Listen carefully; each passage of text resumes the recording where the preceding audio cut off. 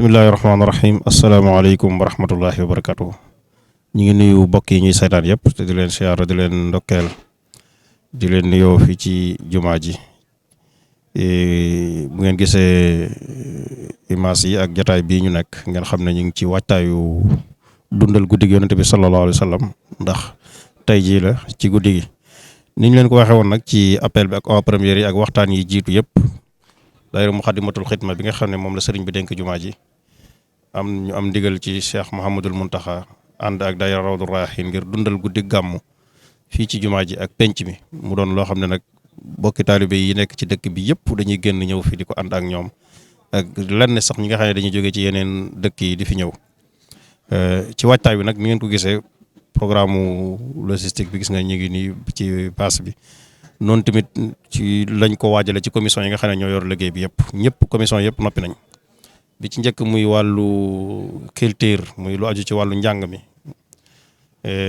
nga xam ne noonu la ko sëriñ bi diglee muy njàng mi ak bernde yi ci wàllu ay ñam ak ci ay suukar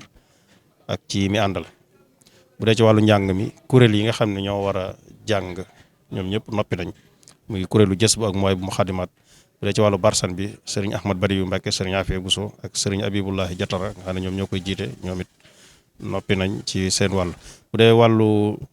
ñi nga xam ne ñoo yor diiwaan yi ak alxuraan ji ñuy seddale ñoom ñëpp it commission yi koy war a yor ñoom it seen liggéey waaj nañ ba jekk incha allah noonu tamit la waa commission organisation ñoom it jekke fii mu ngeen wax ak yéen gis ngeen ne ñu ngi ci seen liggéey ñoom it di def mise à place bi ni nga xam ne ni lañ war a séparer nit ñi ni ñu war a toogee ak génne matériel bi ci war a dem ak waajal bernde yi fan yi yëpp ñu ngi ci nga xam ne daanaka mën nañoo wax ne li ñuy lakk ci ay beñe wala ay gâteau yu demee noonu daanaka kenn mënu koo misaal nga xam ne kon semaine bi yëpp ñu ngi ci. noonu tamit la ñuy waajale bernde yi bi sukkarin aw laxam yi moo xam ci bernde yi ndawal la ak ay ñam yu saf sukkar ak yooyu yëpp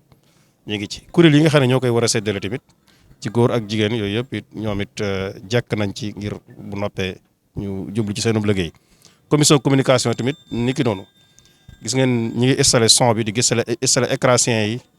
ak lu aju ci wàllu audiovisuel bi fépp foo xam ne caméra war na faa nekk ba nga xam ne daal incha allah balaa 20h balaa 18h sax laay wax lépp dana noppi incha allah su ko defee nag programme bi dëgg-dëgg mi ngi war a tàmbali 21h bu ñu sëlmalee gee dana am ay jàngkat ku mel ne sëñ Bolle Mbay ku mel ne sëñ Cheikh Gay May ñoom danañ ubbi njàng mi bu ñu demee nag ba 23h30 incha allah ci la ñu tàmbali waxtaan wi Serigne Sam Bousso Abdourahmane moom moo koy def minuit et demi nag bu ko defee njàng mi daal di tàmbali njàng mi nag bu xasee tàmbali moom du dakk ba fajar incha allah loolu lépp nag day ànd ak ñuy sotti parfum yu neex di sotti ay laj koloñ di indi bernde yi saa su nekk muy ñam yi ak ndox yi ak yëpp kon ñi ngi daal sensibiliser ñëpp di leen séntu ñu ñëw te ànd ak i teggin te moytu jaxasoo bi sol col gu yiw bu ñu agsee kenn ku nekk suñ dee jàng barsan bu ñuy wax atrillahuma xabrahul karim bi arfin sasin min salatin wa taslim soo ko mënee nga aw ca kaw boo dee góor bu dee jigéen nga wax ndànk